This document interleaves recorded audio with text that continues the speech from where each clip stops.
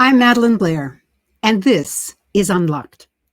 If you're serious about your career, this show is for you because this is a show all about opening possibilities so that when you're hit with the unexpected, you have options from which to choose.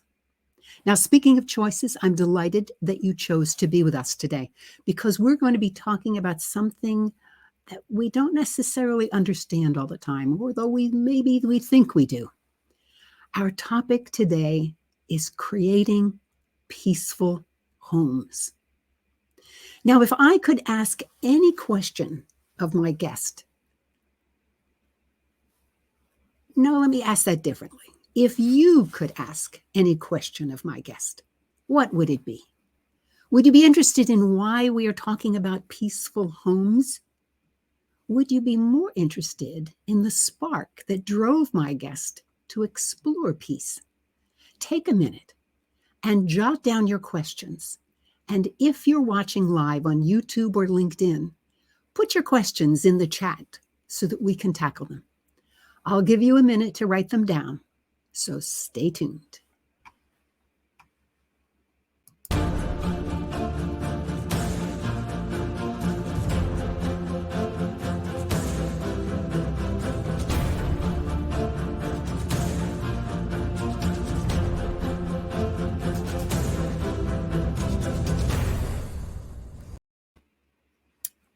Well, welcome back. You're watching or listening to Unlocked. I'm Madelyn Blair, your host. 12 years ago, my mother died. I was heartbroken. My siblings and I were deeply saddened. But an amazing thing happened as we read her will. It was an unexpected distribution. Yet all of us understood the why behind her decision. Our mother was always able to see or imagine how another person felt, and she emphasized in her teaching of us that relationships are most important. As a result, understanding what she did, we simply accepted her decision. Our focus on sadness could then gradually lead to expressions of our grief. It was actually healing. I shared this with a friend whose mother had died almost in the same time period.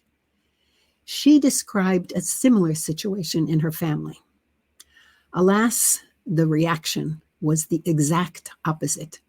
There was anger, accusation, even fury met the reading of the will. So much so that the sweetness of resolved grief was never achieved. And to this day, fully 10 years later, anger is still present, and the siblings have drawn apart. I know meeting death is always hard, and we avoid even discussing it. But as I thought about today's conversation on creating peace starting in our homes, I was reminded of the very positive impact that peace could bring to one of the greater losses in our lives, namely losing a parent.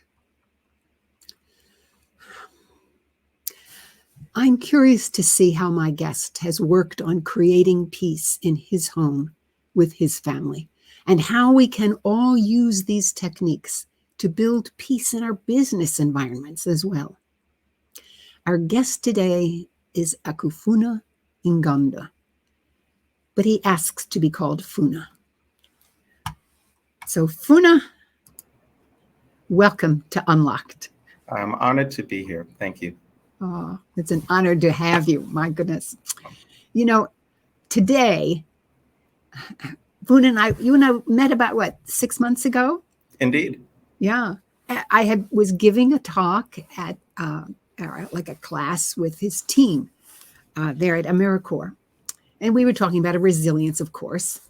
But what I was struck by was Funa's responses to things.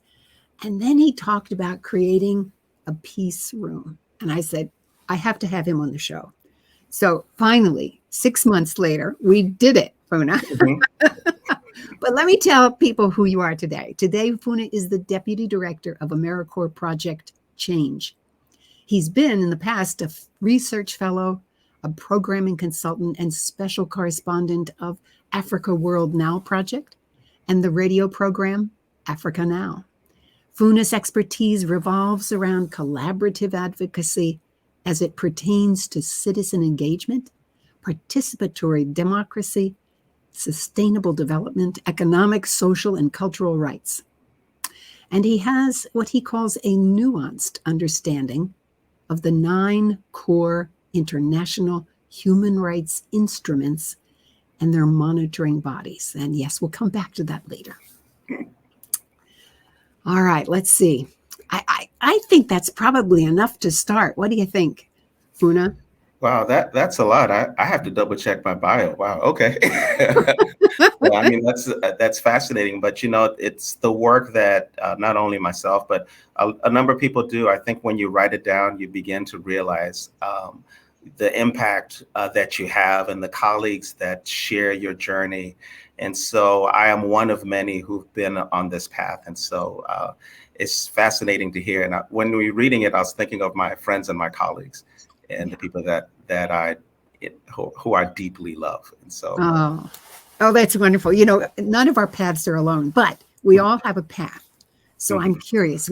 I wonder if you could talk about what brought you to this work of peace and tell us a little bit about your journey.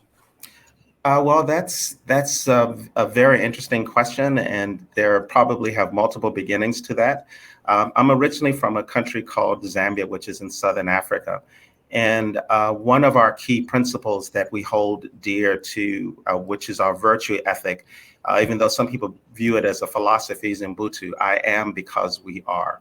Mm-hmm. And so that view is placing your humanity in the context of others. And the prosperity of your neighbor as a reflection on who you are and what you share. And so it can be economic viewpoint. And so that's why collaboration is a part of it. It isn't me against you. It's us together managing the world that we live in. And out of that, we have traditions of peace and reconciliation in a surrounding where there can be conflict. The environment can be harsh, but you're intentional in creating a space for not only your family, but for the next generation to lead peaceful lives. And so that is the work. That is a little bit of my background.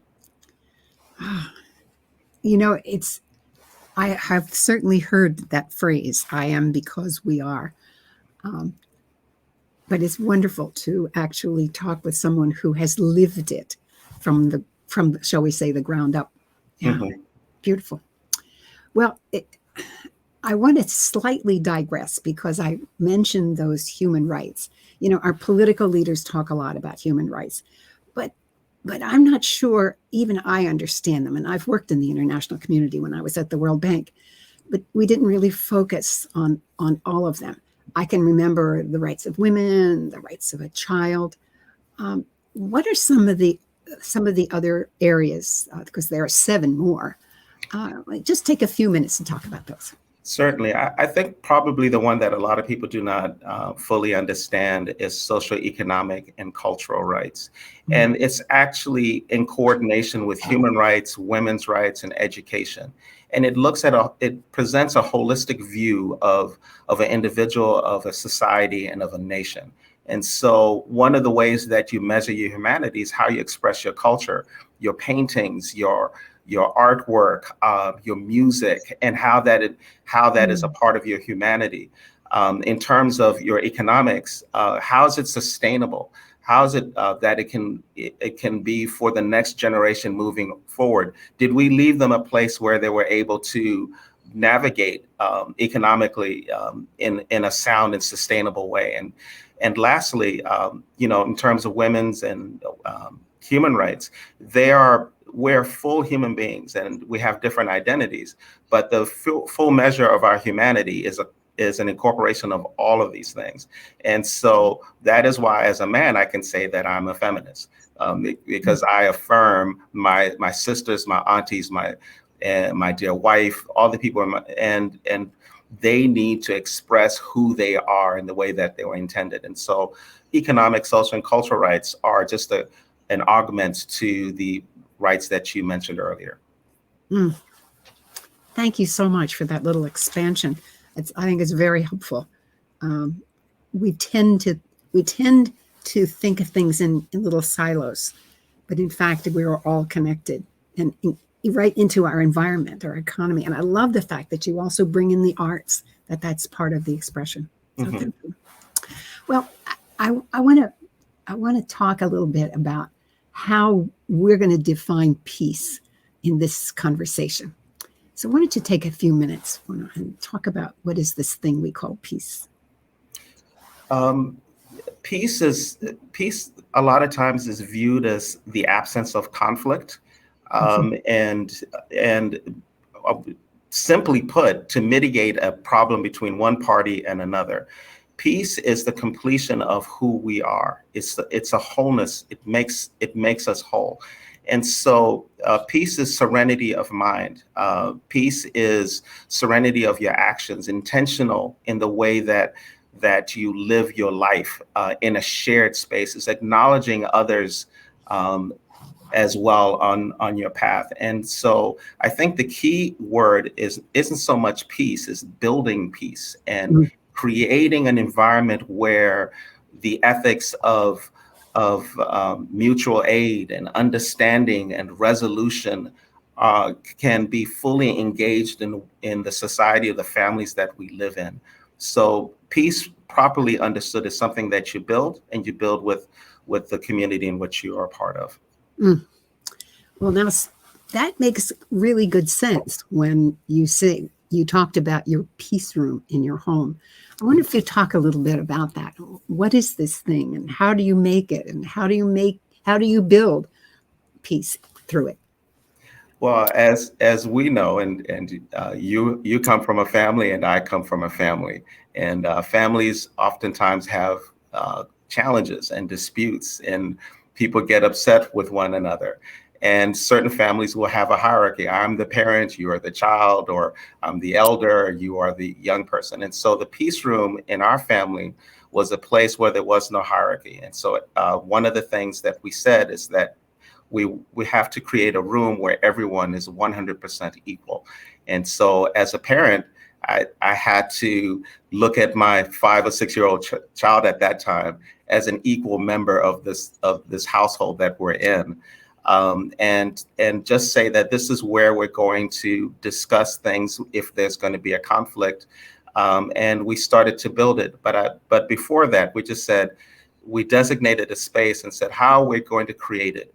What sort of art are we going to put into this room? How the seating going to be arranged? And it's important that you do it together so that you can have morale within your family as you're doing it one another, so that it'll add a dimension of meaning. And then you structure it into how we're going to have a conversation with each other. And for my children, when they were younger, it was a great opportunity for them to call me out because they knew that we were equal. And so, and what it does, you do that in your household, and later on, when they were teenagers and their friends had a dispute, they brought them to the peace room and gave them guidelines of how they're going to have a conversation. And then they said, this is just the start of it. We're going to meet here, and together we're going to figure out a way to resolve the issues that are between us. And so it's an ongoing thing. And so we designated a room, but it doesn't have to be in a room. It could be in a place where people agree that this is a good place for us to talk with one another. And so that's how it came out. And it's in the tradition of Ubuntu, of I am because we are. And it is inherently a peace-minded worldview. Okay, I want you to get more specific. I mean, I'm a visual person. I want to see this room. Tell me about what's in that room. What did that 5-year-old want to bring in the room? Well, he wanted to put his paintings in his rooms and his drawings. And initially he wanted to draw on the walls. And so we said, listen, okay, we're going to have a discussion about this. And my wife and I said, you already know our position. And so, but in keeping with the peace room, he heard all of the voices and he brought his input. And we said, wouldn't it be nice for us to carry your artwork to different places? And he said, yes. So I think maybe we should put it in a frame instead of the wall, because we can't carry the wall. So this is artwork. My eldest son is a musician, and so we had to have a record player in there, an old style record player, not a CD player. And we had cushions on the floor, and we had incense in there and different oils from my home country that we used. We used different beads. We removed the door and we put beads instead, so that if you're having a tough day, you can glance into the peace room and it can center you, even if no one else is in the household. And so we removed that, the door, and that. It's very simple: cushions, paintings, and a record player. And but everyone is different, so they can do whatever they want to do in that room. Okay, now for the I think equally important, which are, what are some of the rules about how you were going to talk with one another? Well, rule number one is that we have a 90-second rule of the person would speak uninterrupted. And so even if it's a dispute between two people, you have to allow the person to speak fully. And so it was a 90-second rule, which doesn't seem long, but it actually is. And what we determined, that 3 minutes is a good way for you to figure out what is actually going on in someone's. And if it's uninterrupted, that means you're listening. And listening is the key point in resolving a conflict. And it also meaning that you stand in solidarity with them. So that's why if someone was speaking, they could not interrupt. Even if they had a clarifying point, they had to wait their turn. Secondly, is that there were alliances that were built into the system. And so if a member had a little bit more knowledge of the situation, they would speak and say, let me add this feature. Son A and son B were arguing because this happened at school. And they would clarify. And then we just ask ourselves another question: what would the world look like if we didn't have this conflict? And how would we speak to each other? How would we relate to one another? And they would say their piece, and this is, what is preventing us from living in that world? What are the factors that are stopping us? And sometimes we look at each other, there's nothing stopping us. And then we said, so let's do that. And so those are some of the things that we did. I remember when we talked about this in March, you said there was one situation where your son essentially called you out, and how it made you feel. So I wonder if you talk about that a little bit, because I think that's one of the things that people have to kind of say, oh, I can do this. Yes, I mean, as a parent, you want to lay down the law, and one of the things, I thought I was a peaceful brother, and so and my son said, no, you're not. You're not listening. You're not paying attention.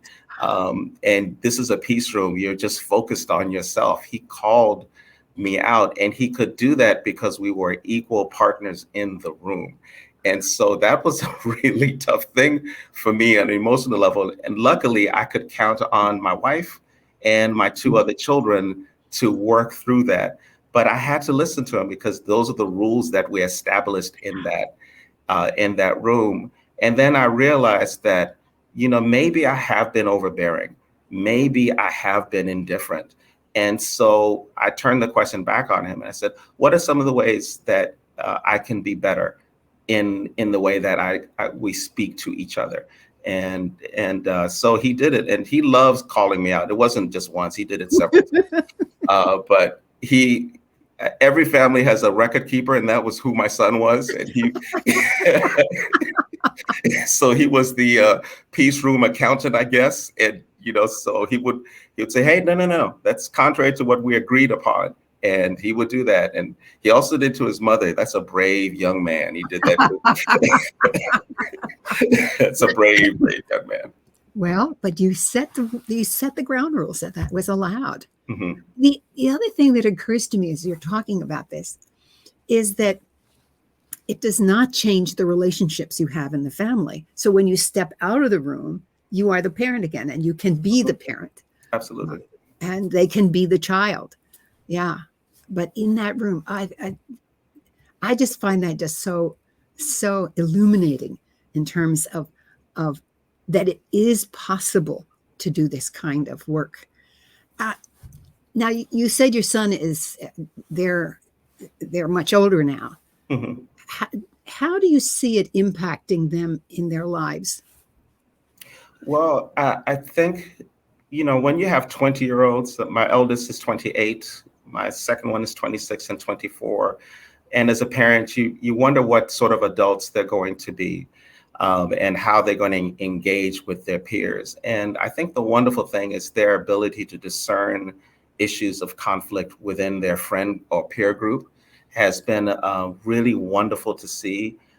My son James just 2 days ago had a dispute with a couple of his friends, and they sat down, and it wasn't a peace room per se, but he used the techniques Yeah. to disseminate some of the challenges that his two friends had.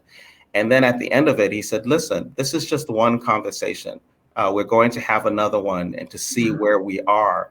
And the resolution is not out there. It is among us three. And it was just wonderful to bear witness to that. And I think that in your work situation, or if you're school or any other environment that's outside of your home, it's something that you can help when there's a particular conflict. And again, the key point is just to listen. Listening truly is the first step in establishing peace. You know, you said something that is just so powerful. You said we often think that the solution is out there, when in fact the solution is within the group. Uh, when I work with organizations, it is so easy for people to point the finger and blame. Uh, and that, of course, never leads to a resolution to things. So I love this fact that not only is the problem not out there, the solution is not out there either. It's within the group. Uh, and that goes really for so many things. When you're now in AmeriCorps, you're working with teenagers. Hmm. I wonder if you could talk a little bit about how you've brought this kind of approach into the work with teenagers, because teens are under such stress normally, even in ordinary times, they're under stress. It's just the nature of getting to be in your teen years and your body is getting ready to mature and become an adult. And all those changes are happening. How do you use this when you're working through those kinds of issues, especially today where things are so tough? I think the first thing that we have to do is acknowledge the challenges that they face. And so, as we know, with the last couple of years with COVID and the lock-in, there have been a number of anxieties that are present.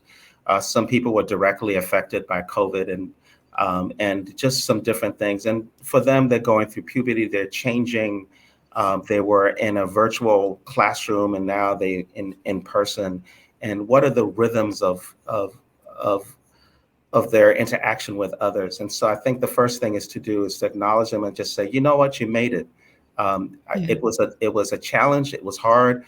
I even struggled, but you're here right now. So you've done the first step.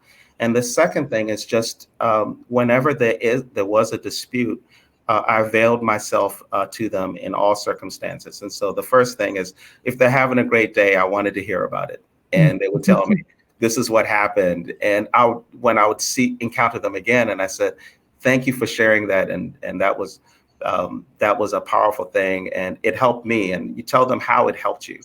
And then when they're having a challenging day, one of the things that I do is we go for a peace walk, and we walk down the hallway and give the student an opportunity to say what's on their mind, or just to take a breath and Mm. just to walk and have an intentional walk during that time period.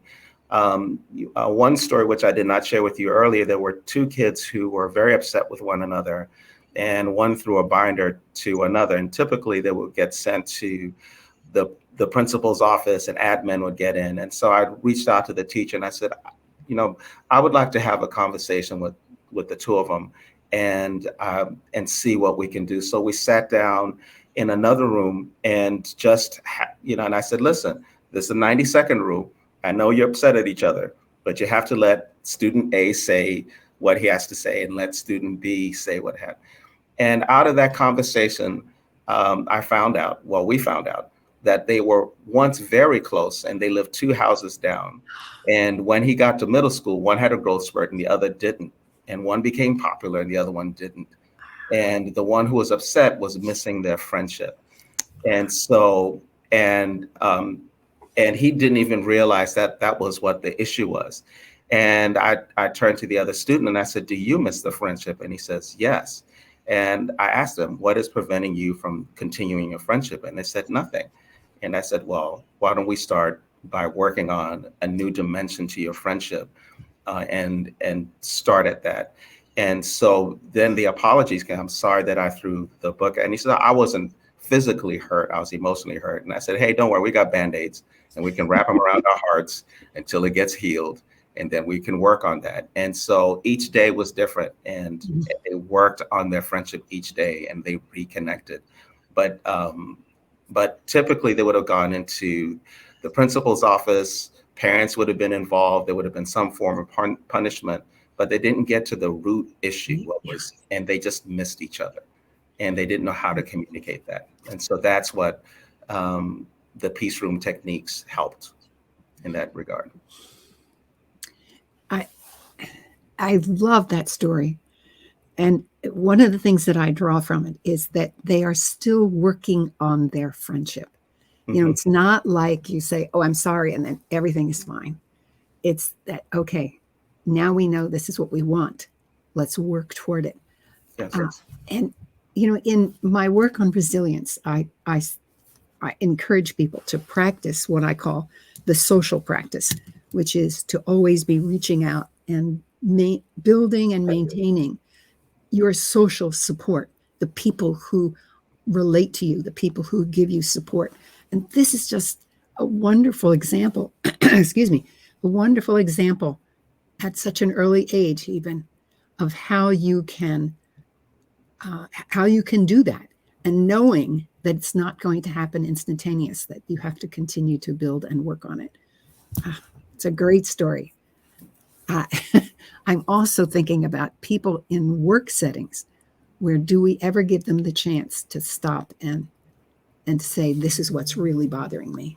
I remember there was I had a staff member one time who joined our division. I was a division chief at the time.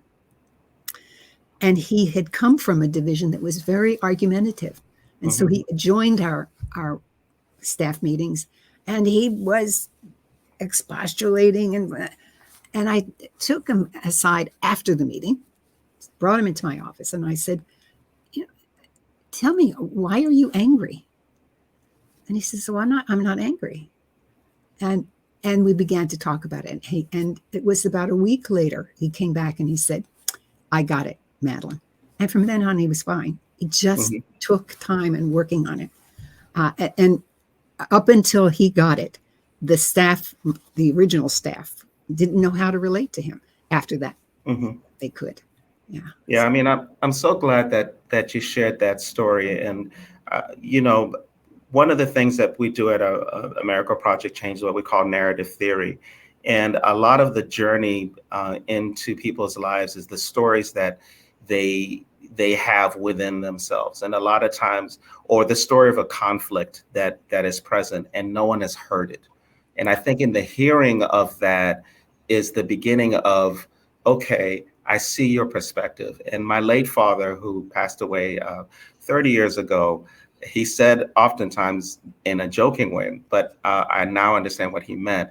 He says, some people collect stamps, some people go to movies, some people go to the great outdoors. My hobby is collecting perspectives.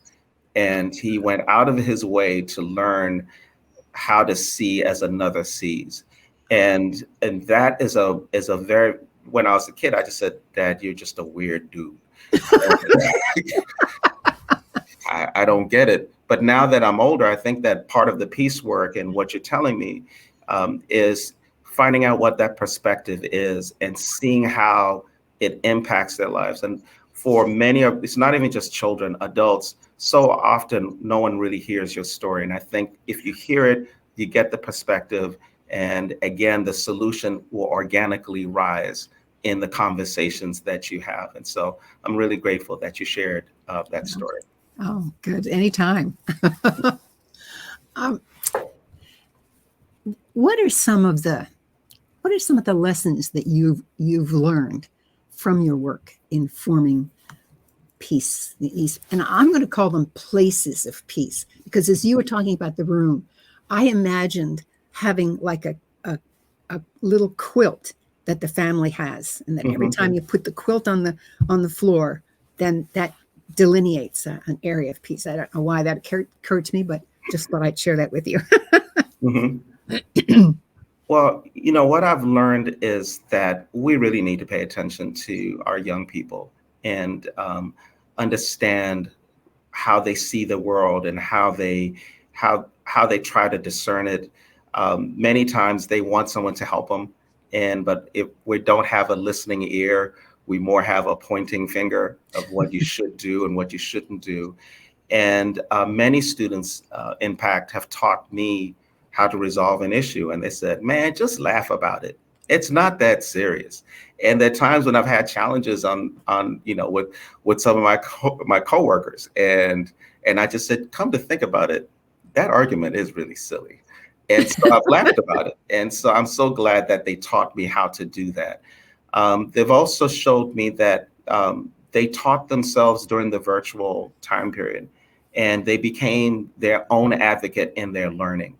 And, there's a lot of news about they're behind in certain areas, but they gained a lot in terms of going to a teacher, which I see more often. I'm really struggling with this. I don't understand this curriculum. Is there a way that we can change some of the language? And that was last year with seventh graders. And out of that, we decided to do the medieval period. And we did a skit, and people did different roles so that they could understand the dynamics of different roles in the medieval period. And that was children advocating for themselves. And so, and they truly understand what resilience is. They live it out. They don't say it. And I think we can learn from them and how they've adjusted. And in the areas where they struggle, we can use our perspective and our knowledge to say, when it was hard, this is how I handled it. This is who I reached out to. These are the resources that are present in my life, and I want to share that with you. And so that is what I learned from sixth, seventh, and eighth graders, and they're unknown sages that we don't take advantage of. And so I think once we do that, we can really start to change so many things. Wow. This is one of the most hopeful moments that I've had about teenagers, hearing this story, that even during COVID, they were learning. It may not have been what was in the textbook, but they were learning, and that now they can advocate for themselves. That's a really major lesson. Yeah, but it certainly is, because a lot of times, we learn that when we get to the university level, Right. And they're doing that right now. And so, and of course, we're alarmed by the test scores. But one of the things that we've learned out of that, some of them are not really that excited about learning, but they're excited to be with each other. And so one of the interventions that we thought about was, let's do some more collaborative learning and project-based learning, and let them designate what the roles are. We can provide the curriculum. And so it's been a very intriguing process. And some kids who may have been academically behind, because they were in a group setting that affirmed them, were able to do a project that they didn't even think they could do before the pandemic. And so the news is bad, and educators, and we fully understand that, but let's build on what they've done remarkably well in, and then lend our experience into maybe even transforming the way that we do learn. And so they've been resilient, but we might be on the very beginnings of a new way of educating our children, our adults, and our society. And so that's the reason why I'm hopeful. Well, you're making me hopeful too about this, because having taught at university level, I, I was not always, I did not always follow the academic director's direction, because I knew that people learned differently. You don't feed them; you encourage them to remember what they already know and to use and discover. Yeah, fabulous. Oh goodness, I'm loving this conversation, Funa. I'm so glad I persisted, and both of us persisted to make this happen. We have people in the audience who are early in their careers. Maybe they're parents of teenagers, or maybe in their careers they're at a point where they feel they need to pivot. All these things happen in our lives across our careers. What advice would you offer that would help them understand how they can right now begin to feel the kind of hopefulness that you and I have talked about and apply these lessons? Well, I think the number one thing is to look beyond yourself and to really serve wherever you are. And one of the things that you can do as you're looking for a job, find out what the needs are in the community that you live in. There's some kids that or adults that just need a mentor in their life, and that doesn't cost anything. It requires that you're attentive to that. And when you put it on your resume, it adds a nuance to your resume, and it helps you as you're navigating workplace conflicts or understanding and all that kind of stuff. And so, AmeriCorps is the domestic Peace Corps, and we are in the real nuts and bolts of the communities that we serve. And it could be a simple thing. If you're a young professional and you're trying to figure out what the job market will be like, have a conversation with people who've retired from that field. Set up a time or ask them to be your mentor to guide you along that way, and to gather that information and just serve your community. And it could be a food drive or something like that. When we do something that's bigger than ourselves, we realize that we are all connected, and it gives you the energy you need as you are looking for whatever your prospective job is.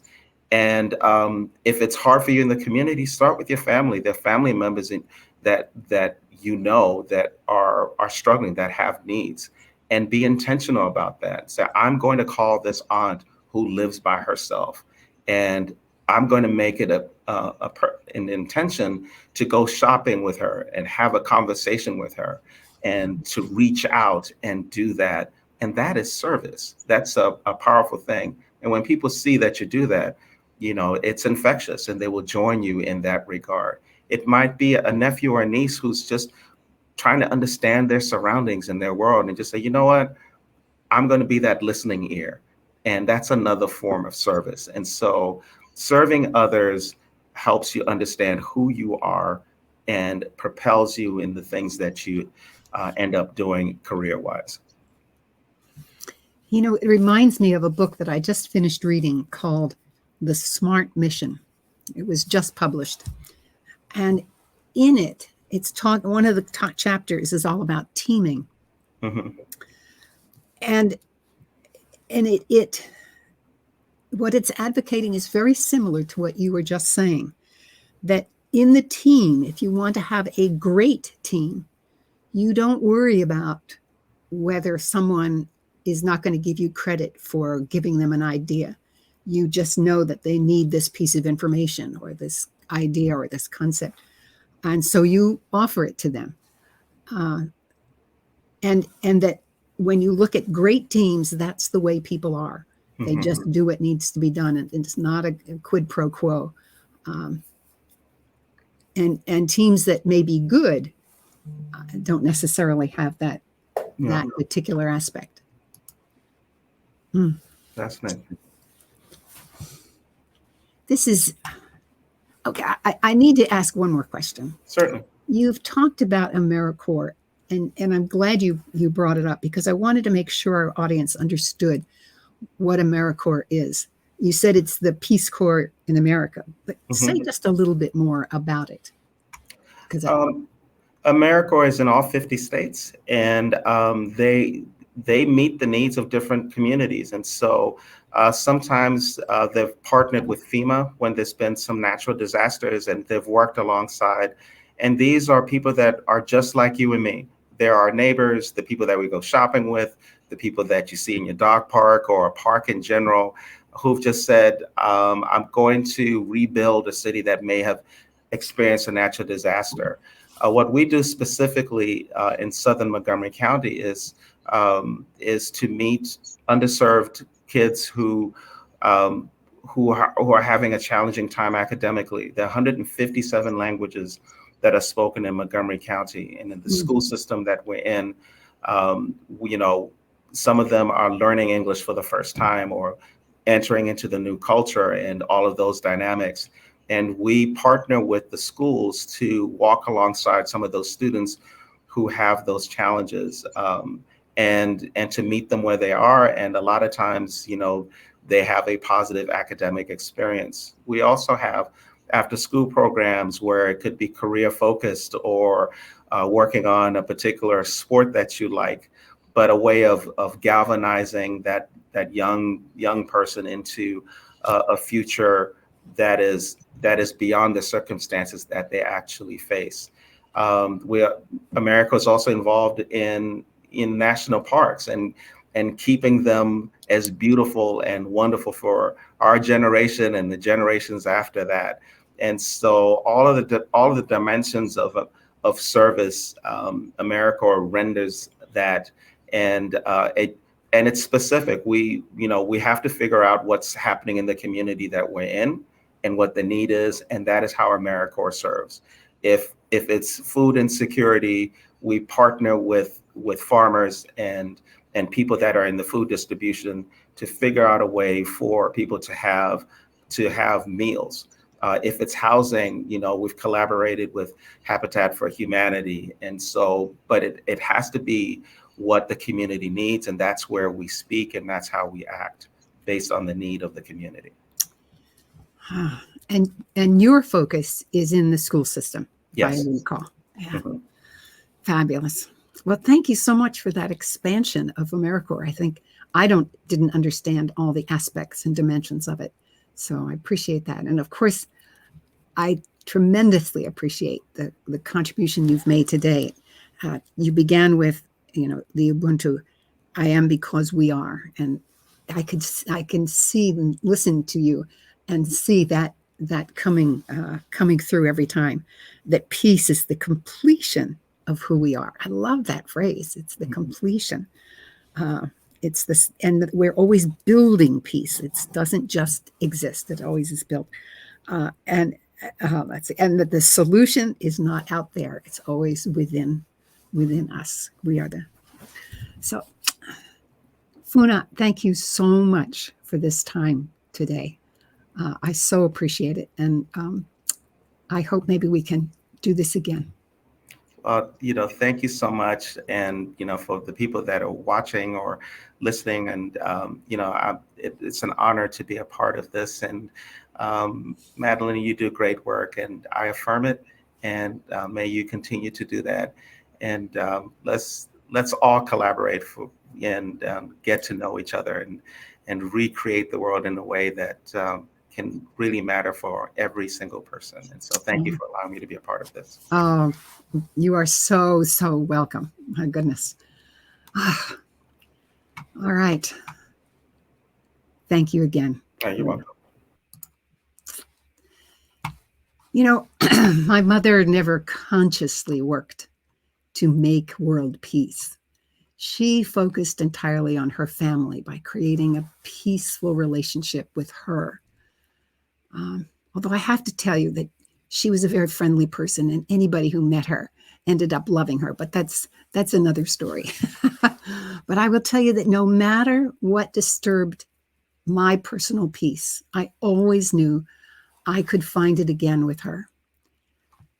And Her secret, just as Funa said, her secret was listening. She always listened. And this meant that when we were hit with the unexpected, we had the social support that could carry us through. And social support, creating and maintaining it, is one of the practices that is essential if you wish to nurture your resilience. I really appreciate so much how Funa has expanded my thinking of how I can work to maintain the relationships that support me. And what that means to you is that you now have ideas that you can use in your own homes and workplaces to bring peace. I think that image that I talked about of just a quilt on the ground with people sitting on it, abiding by some simple rules of how they will talk to each other. That 90 seconds, you're given 90 seconds of uninterrupted time. Great advice. I hope you enjoyed this episode of Unlocked. And if you have, make a comment in social media about what you learned and might do differently as a result. And if you're on YouTube or LinkedIn, click the like button. Better yet, subscribe or follow me. And you know what? I just realized that I never check to see if there were any questions that came in. And we have a couple of minutes, and so I'm going to see if there were any. And it looks like we have covered them. So I want to thank those people. But I think you've got your answers. All right, let's come down here. Well, if you enjoyed as I said, if you enjoyed this episode of Unlocked, and if you have, make your comment on social media about what you learned and might do differently as a result. As always, send me your ideas of what you would like to hear more about. Just write to me at madelyn@madelynblair.com. If I use your topic, you'll receive a copy of my book, Essays in Two Voices. That little book is being used across 4 continents to do all kinds of things. And please check out my book, Unlocked, for practices that actually work. It's available on Amazon. Thank you for joining us on this segment of Unlocked. I'm Madelyn Blair, wishing you infinite possibilities as you unlock your resilience.